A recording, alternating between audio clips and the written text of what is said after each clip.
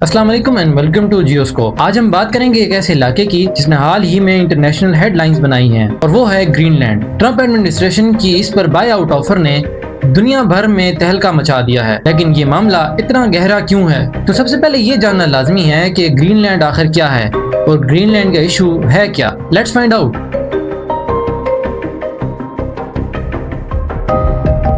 دراصل 2019 میں اس وقت کے U S president Donald Trump نے ڈنمارک کو گرین لینڈ خریدنے کی آفر کی۔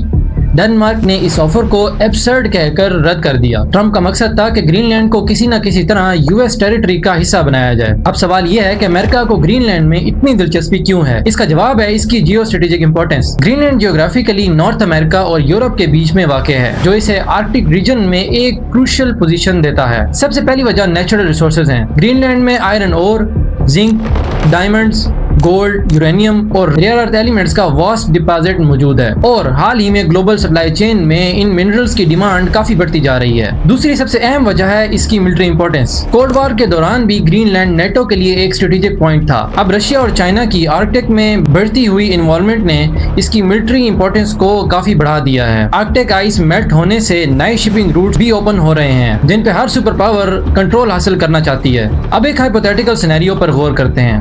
کیا ہوگا اگر ٹرمپ اپنی فورسز کو یوز کرے اگینسٹ گرین لینڈ؟ اگر امریکہ ٹرمپ کے ٹینیور میں گرین لینڈ پر ملٹری فورس یوز کرنے کی کوشش کرتا ہے تو اس کے کافی ڈیواسٹیٹنگ کانسیکوینسز ہو سکتے ہیں۔ سب سے پہلا کہ یہ انٹرنیشنل لا کی ایک بلیٹنٹ وائلیشن ہوگی۔ ڈنمارک جو کہ ایک نیٹو ایلائی ہے، اس پر حملہ نیٹو ٹریٹی کے آرٹیکل 5 کو ٹریگر کر سکتا ہے، جس کی وجہ سے نیٹو الائنس میں کریکس پڑنے کے کافی زیادہ چانسز ہو سکتے ہیں۔ نمبر 2، ڈینش ریزسٹنس کے ساتھ ساتھ انٹرنیشنل کمیونٹی کی طرف سے وائڈ اسپریڈ کنڈمنیشن اور سیویئر اکنامک سینکشنز کا سامنا کرنا پڑ سکتا ہے، اور یون سیکورٹی کونسل میں بھی امریکہ کو شدید مخالفت کا سامنا کرنا پڑ سکتا ہے۔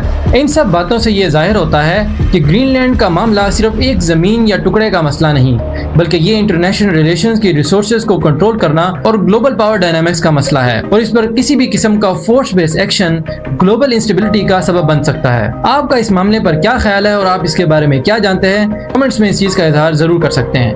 Thank you for watching Geoscope. اللہ حافظ۔